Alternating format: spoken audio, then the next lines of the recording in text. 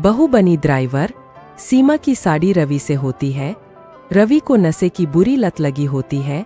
एक दिन अरे माँ, मेरा एक साइड का शरीर काम नहीं कर रहा है।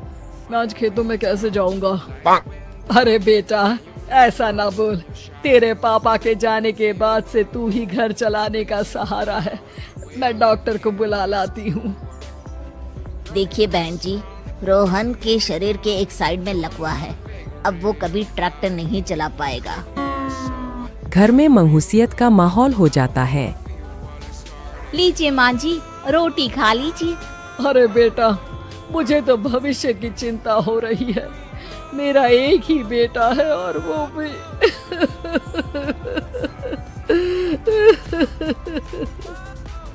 माँ जी, आप चिंता न करें। जब तक ये बीमार है मैं खेत जाकर काम कर लिया करूँगी।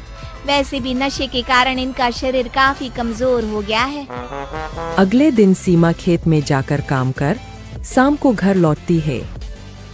ये ले बेटा, पानी पी ले।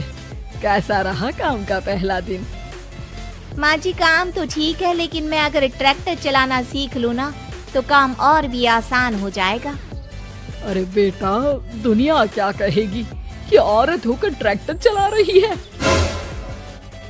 माँ जी, या तो हम दुनिया देख ले या अपना घर, कोई बात नहीं। जब ये ठीक हो जाएंगे तो सब ठीक हो जाएगा।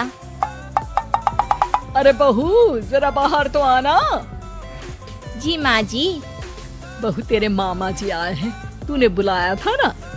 हाँ माँ जी, वो मामा जी ना आज से मुझे ट्रैक्टर चलाना सिखा। सीमा मामाजी से ट्रैक्टर चलाना सीखती है। वो मन लगाकर खेतों में काम करती है। और एक दिन माँ जी, पता है इस बार पूरे गांव में सबसे ज्यादा फसल का उत्पादन हमारे खेतों में हुआ है। इस साल तो खूब पैसे आएंगे। हाँ। सास खुश नहीं होती है। वो चुपचाप वहाँ से जाने लगती है। तभी सीमा उसे रोक लेती है। क्या हुआ माँ जी, आपको खुशी नहीं हुई? बेटा, आज डॉक्टर साहब बोल रहे थे कि रोहन के ठीक होने के लिए 5 लाख रुपए की जरूरत है। समझ नहीं आ रहा क्या करूं। सीमा शांत हो जाती है। अगले दिन सास सीमा के पास आती है। बेटा, ये मेरे गहने हैं। इसे अपने गहनों के साथ जोड़कर सुनार को दिया। जितने पैसे हो ले आ। डॉक्टर को आज ही देने हैं। सीमा अपने गहने और सास के गहनों को लेकर दुकान में बेचकर पैसे लेकर घर आ जाती है। माँ जी, सिर्फ 3 लाख रुपए का ही इंतजाम हो पाया है। बाकी के पैसे कैसे आएंगे? बेटा, अब तो एक ही चारा है, हमें जमीन भी बेचनी पड़ेगी। माँ, खेत बेच देंगे तो खाएंगे क्या? अरे बेटा, कोई दूसरा चारा भी तो नहीं है। रोहन ठीक हो जाए तो वो मेहनत करके इससे भी बड़ी जमीन ले लेगा। सास बहू मिलकर खेत भी बेच देते हैं। अब पूरे पैसे लेकर सास डॉक्टर के पास जाती है।